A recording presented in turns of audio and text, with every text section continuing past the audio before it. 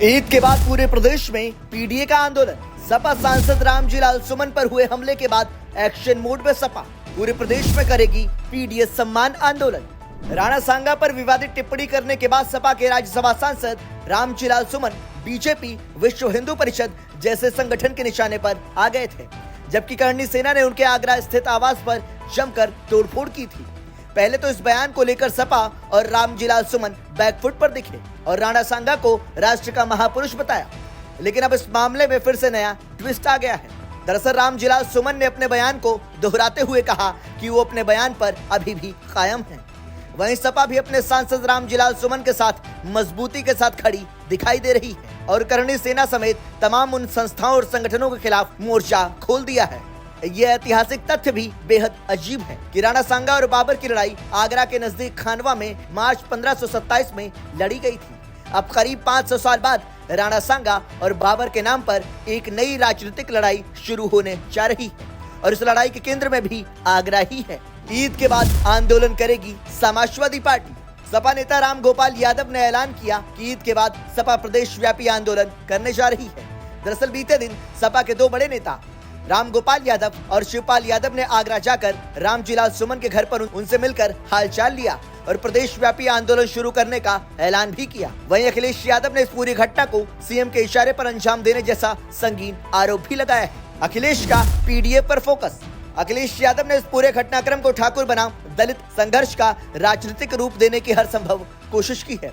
इस पूरे मसले पर राजनीतिक विश्लेषकों का कहना है कि अखिलेश यादव जानते हैं कि सीएम योगी के रहते ठाकुर वोट कभी समाजवादी पार्टी को नहीं मिल सकता, लेकिन अगर दलित सपा से जुड़ते हैं तो दलित, मुस्लिम और यादव गठजोड़ गांव स्तर तक बीजेपी को घेरने में कारगर साबित हो सकता है। और लोकसभा चुनाव में सपा ने पीडीए का नारा देकर ये करिश्मा करके भी दिखाया था। क्या है अखिलेश यादव का स्टैंड? दरअसल जिस तरीके से सपा प्रमुख रामजीलाल सुमन के साथ खड़े नजर आए और राम गोपाल यादव और शिवपाल यादव को हालचाल लेने के लिए उनके घर पर भेजा, उससे साफ हो जाता है कि अखिलेश यादव का स्टैंड बिल्कुल क्लियर है। सपा इस मुद्दे पर अपने दलित सांसद का हर हाल में साथ देगी। लोकसभा चुनाव परिणाम के लिहाज से दलित वोट बैंक को आधार बनाकर अगर समाजवादी पार्टी की रणनीति को समझने की कोशिश करें तो एक ज्यादा स्पष्ट तस्वीर उभरती है। दरअसल सपा ने लोकसभा चुनाव में जो पीडीए फॉर्मूले की रणनीति बनाई थी, उसी का ये असर था कि दलित वोटरों का एक बड़ा हिस्सा समाजवादी पार्टी के साथ आ गया और उसी की बदौलत उत्तर प्रदेश में समाजवादी पार्टी ने 37 सीटें जीती। क्या कहता है दलित वोट बैंक का समीकरण? यूपी का दलित वोट बैंक दो हिस्सों में बटा है, जाटव और गैर जाटव। सीएसडीएस की रिपोर्ट के आधार पर लोकसभा चुनाव में जाटव वोट बैंक का 25% हिस्सा समाजवादी पार्टी और कांग्रेस गठबंधन को मिला था, जबकि 24% जाटव वोट बीजेपी को मिला था।